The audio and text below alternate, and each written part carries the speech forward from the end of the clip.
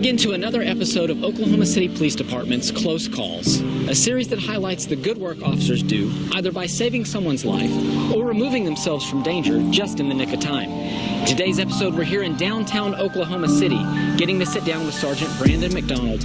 Now, we have to warn you, the circumstances surrounding Sergeant McDonald's close call are hard to hear. Viewer discretion is advised. Man, it's great seeing you. It's great catching up. Thank you for sitting down with me and talking to me about your close call. Good figure. Yeah, it's been a long time. Where are you actually working now on the department? I'm assigned to the traffic safety unit. Where were you at before then? During this time, I was working third shift, which is the overnight shift at 7 day. 9:30 at night to 7:30. What time? Tell me a little bit about this. Just tell me about the story. It was a Wednesday night. A call for service came out way out east. There was a trouble unknown call. The calling party's stepfather was there. There was a strange vehicle in the driveway, and her mother had been missing. So it was strange circumstances. Yes. I get out. I walk to the house. There's a van kind of backed up inside this carport. I walk up to the door, the main door, and I can hear a man and a woman arguing. I can hear a woman's voice telling the man, leave, just leave the house.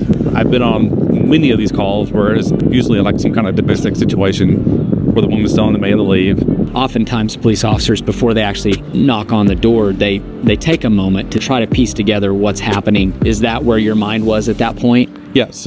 I was like listening, seeing what I could hear. I kept telling her over and over, telling him to leave. And then at one point, the man replied like, listen, I'm starting to get agitated here.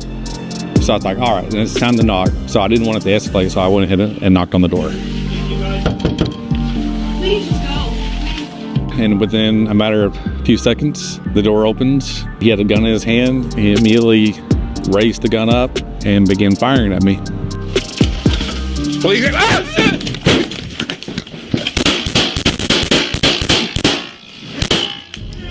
I fell back on my training experience, trying to move out of the way, and I actually fell on my back. And I remember the suspect exiting the house as he's advancing on me and still firing. What was your response at that point? My response was I was going to fight for my life. As soon as I fell to the ground, without thinking, my training, I drew my service weapon and returned fire. When the suspect fell to the ground, I got back on my feet, still knowing that he's a threat. And then I had a second individual come to the door who was later identified as the suspect's brother. I actually called him out of the house and put him down on the ground. And I could still hear people inside the house yelling that they had been shot.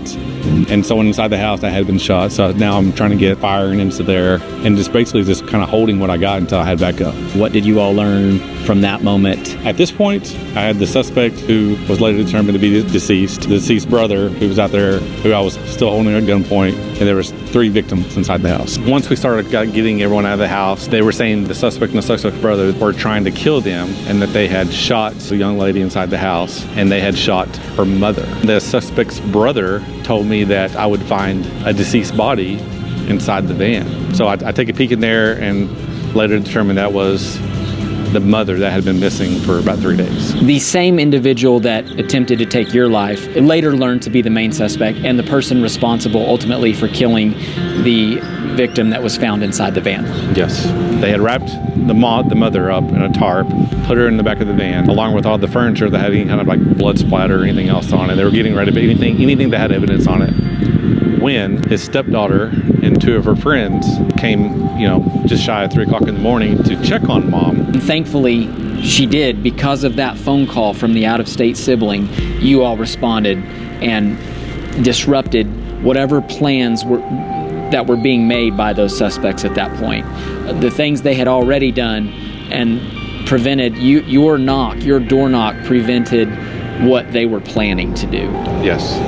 And what they were planning to do was pretty much kill everyone. About a week later, I got to talk to the young lady who survived, and she had told me that as she and her 2 friends proceed inside the house, her stepdaddy comes up behind her and shoots her in the face twice at point blank range, almost like just point blank.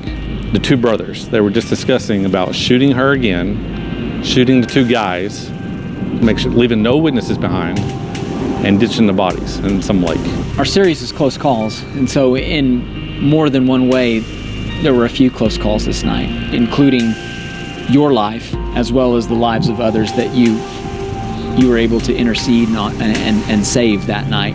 What you might believe a routine call is can turn deadly in a matter of like seconds. So you never know what's going on the other side of that door. And when you knock on there, you just don't know what's on the other side. I really appreciate you sharing your story with us. I'm so glad for you to be able to adapt, overcome, and survive that encounter and save those lives. I know they're appreciative. It's not always an easy thing to talk about, but I really thank you for coming out and sharing your story. Thanks for having me. Sergeant McDonald was able to save several other lives that night he responded to this residence. The Oklahoma City Police Department created the Reality-Based Training Unit in 2021. Although Oklahoma City officers have been going through reality-based scenarios for several years now, trying to prepare officers for situations just like this one. Sergeant McDonald also shares his story with new officers in hopes that it reminds them that no call is routine, and you never know what will happen once that door opens. That's all for now. We'll see you on the next Close Calls.